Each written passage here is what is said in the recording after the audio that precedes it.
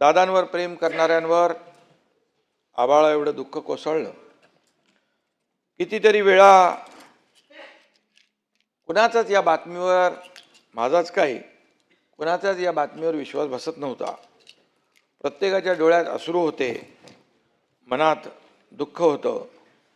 दादा वेळ कधीच चुकवत नव्हते, पण त्या दिवशी नियतीने मात्र वेळ चुकवली. लाख गेले तरी चालतील, पण लाखांचा पोशिंदा जगला पाहिजे असं आपण नेहमी म्हणतो. पण त्या दिवशी सभापती महोदय अगदी विपरीत घडलं. लाखांचा पोशिंदा गेला. दादांचं नाव अजित होतं, पण नियतीसमोर ते जिंकू शकले नाहीत. दादा लाखो त्यांच्या कार्यकर्त्यांना, अनुयायांना, त्यांच्यावर प्रेम करणाऱ्यांना अनाथ करून गेले. ही मात्र वस्तुस्थिती आहे.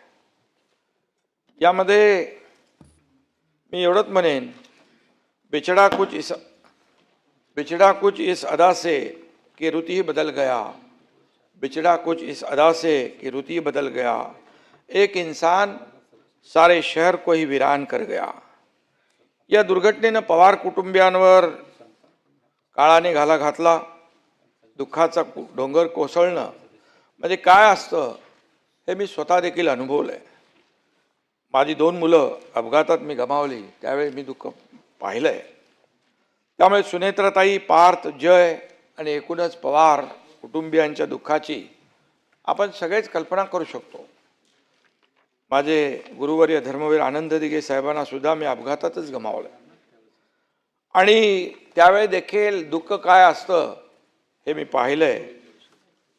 साहेबांवर प्रेम करणाऱ्या लाखो लोकांची काय अवस्था झाली तेही पाहिले, कारण तेही अचानक निघून गेले.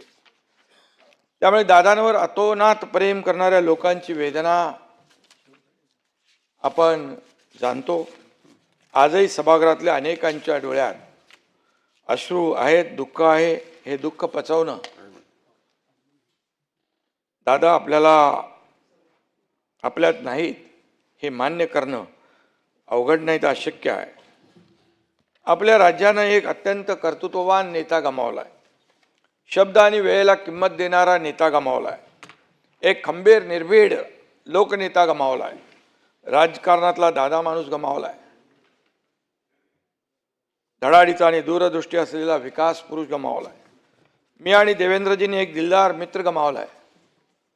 या सभागृहाने एक शिस्तप्रिय आणि आदर्श मंत्री गमावलाय. जनतेच्या प्रश्नाप्रती तळमळ असलेला लोकप्रतिनिधी गमावलाय.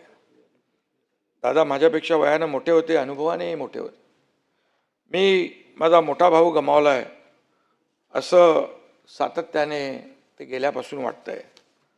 दादा फणसासारखे होते, बाहेरून कडक आणि आतून मऊ.